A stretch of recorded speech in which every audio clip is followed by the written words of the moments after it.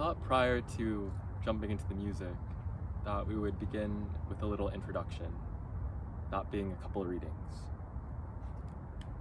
The first thing I'll be reading from you today is by an author whose work was incredibly nurturing to me during the course of making the music. Her books, Autobiography of Red and Red Doc, found themselves in such definitive moments, and I believe her words really guided me through them. But today, I'll be reading from Eros the Bittersweet by none other than Anne Carson.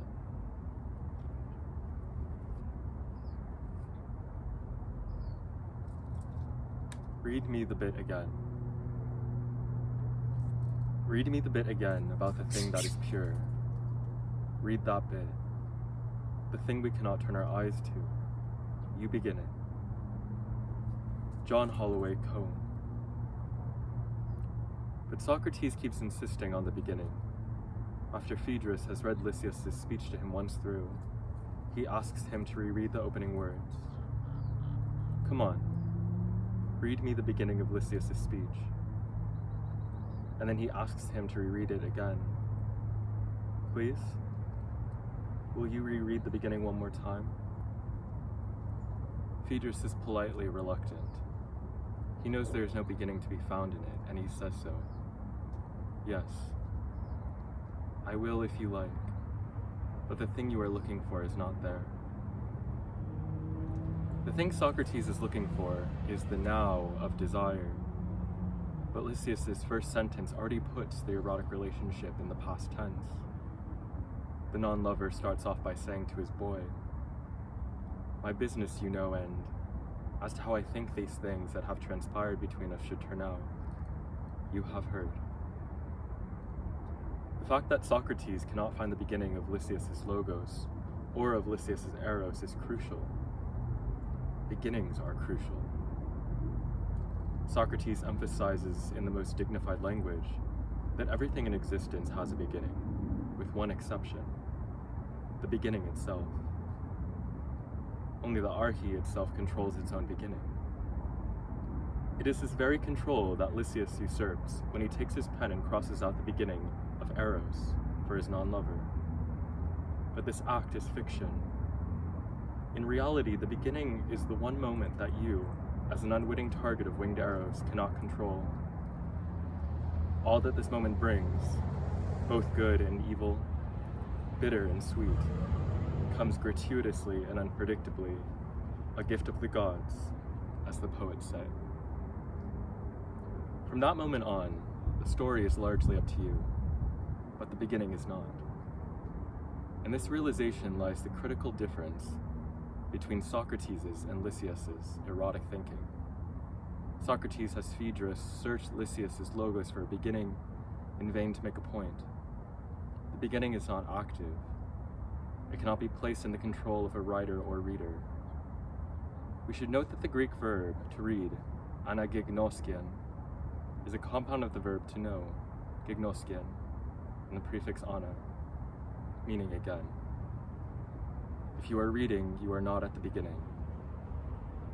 As Socrates tells it, your story begins the moment Eros enters you. That incursion is the biggest risk of your life. How you handle it is an index of the quality, wisdom, and decorum of the things inside you. As you handle it, you come into contact with what is inside you in a sudden and startling way. You perceive what you are, what you lack, what you could be. What is this mode of perception so different from ordinary perception that is well described as madness? How is it that when you fall in love, you feel as if suddenly you are seeing the world as it really is? A mood of knowledge floats out over your life. You seem to know what is real and what is not. Something is lifting you towards an understanding so complete and clear, it makes you jubilant. This mood is no delusion, in Socrates' belief. It is a glance down into time, at realities you once knew, as staggeringly beautiful as the glance of your beloved. The point of time that Lysias deletes from his logos, the point of mania when Eros enters the lover, is for Socrates the single most important moment to confront and grasp. Now is a gift of the gods and an access unto reality. To address yourself to the moment when Eros glances into your life, and to grasp what is happening in your soul at that moment, is to begin to understand how to live. Eros' mode of takeover is an education. It can teach you the real nature of what is inside you. Once you glimpse that, you can begin to become it. Socrates says it is a glimpse of a god. Socrates' answer to the erotic dilemma of time, then, is the antithesis of Lysias' answer. Lysias chooses to edit out now and narrate entirely from the vantage point of then. In Socrates' view, to cross out now is, in the first place, impossible, a writer's impertinence. Even if it were possible, it would mean losing a moment of unique and indispensable value. Socrates proposes instead to assimilate now in such a way that it prolongs itself over the whole life and beyond. Socrates would inscribe his novel within the instant of desire. We should begin to keep an eye on the Socratic literary ambition, because it will have serious effect on the story Plato is telling in the Phaedrus. It will make it disappear.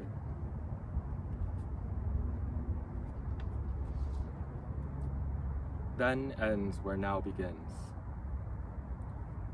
On the observable fact of erotic experience, Socrates and Lysias are in a rough agreement, but there's a world of difference between the readings they give to those facts.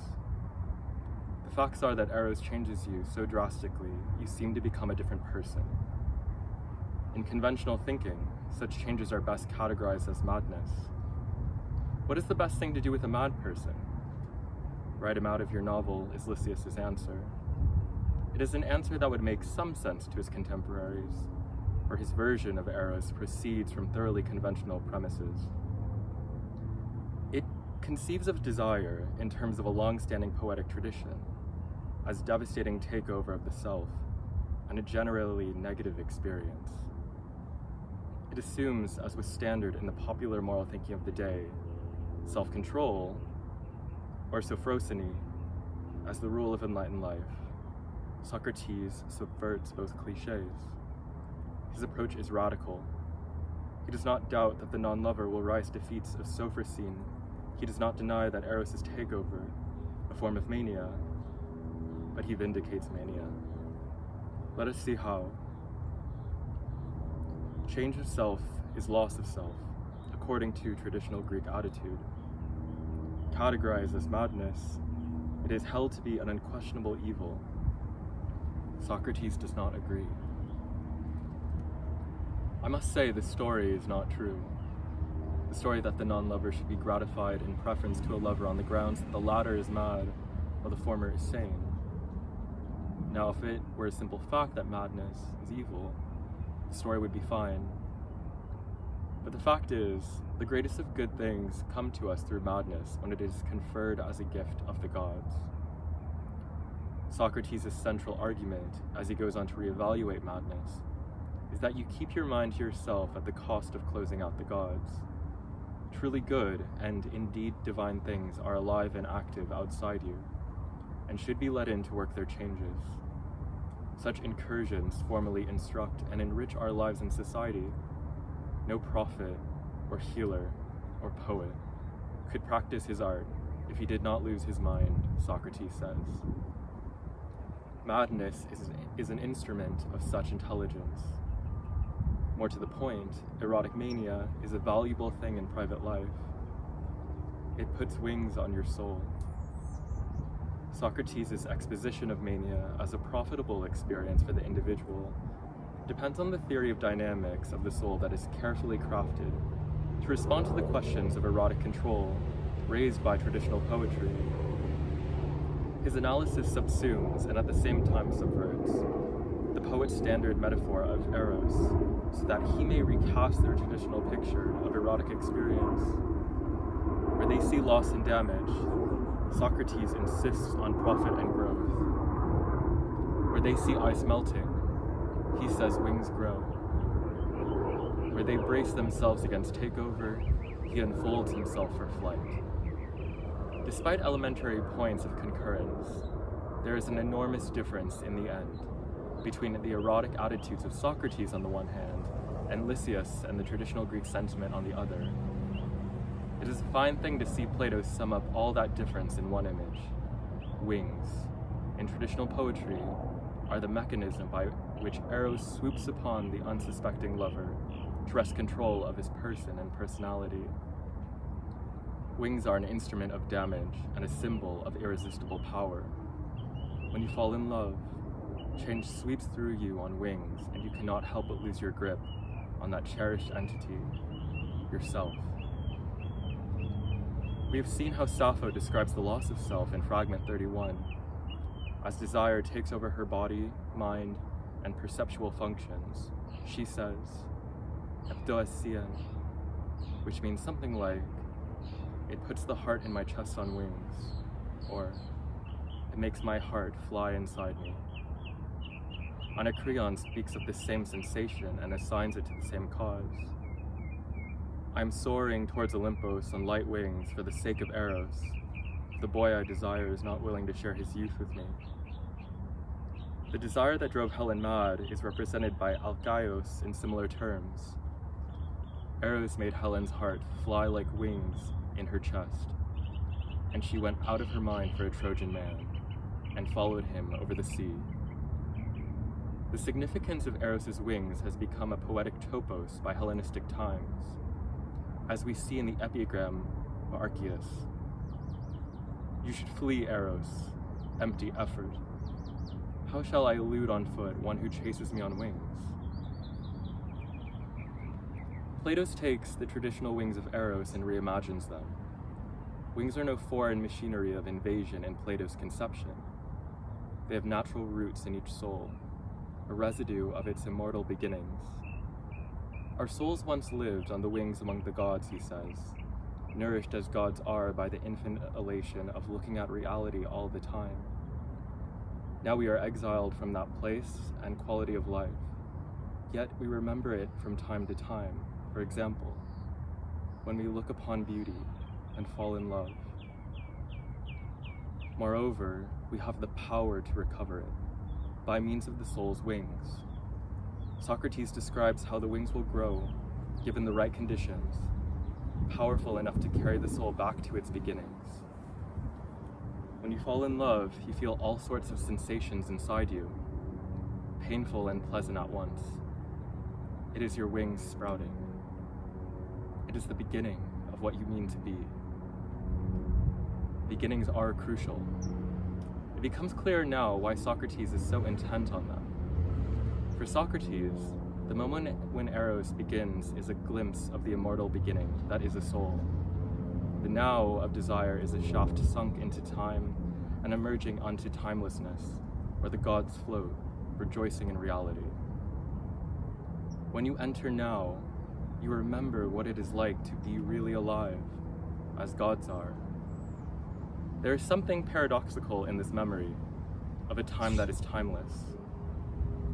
The real difference between Socrates' and Lysias' erotic theories reside in this paradox. Lysias is appalled by the paradox of desire and crosses it out. For him, every erotic now is the beginning of an end and no more. He prefers a changeless unending then. But Socrates looks at the paradoxical moment called now and notices a curious movement taking place there. At the point where the soul begins itself, a blind point seems to open out. Into the blind point, then disappears.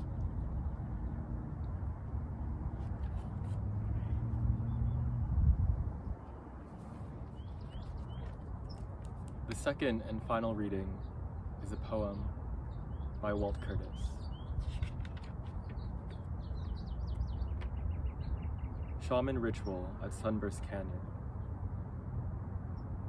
Shaman Michael drumming at the river, the most beautiful sight in all creation. Handsome long-haired youth standing proud, stark naked before Mother Earth, drumming up his dreams. Otherworldly, contact on the ribbed rock, inside the whirl of the sunburst on the Mololo. His spirit place, he said. Pool mirrored the ribbed rock and whirl of magma. In class, a woman shaman took him on a journey to the underworld entrance. He rode a horse, but still didn't find his animal helper.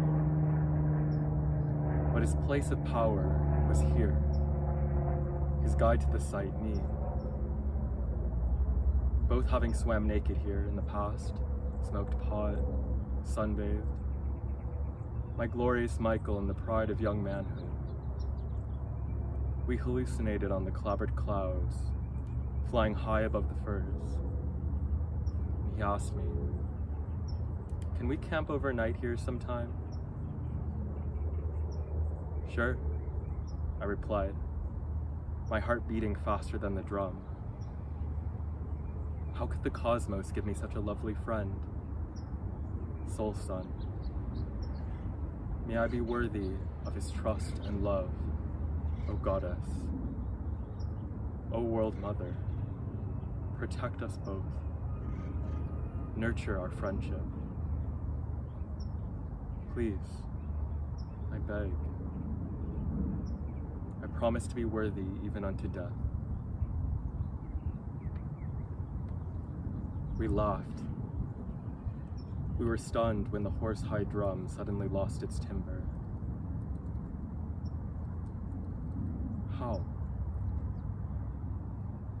Why? Michael's long, wet hair moistened the shaman's music unto silence. Oh, Goddess, your powers and energies are everywhere.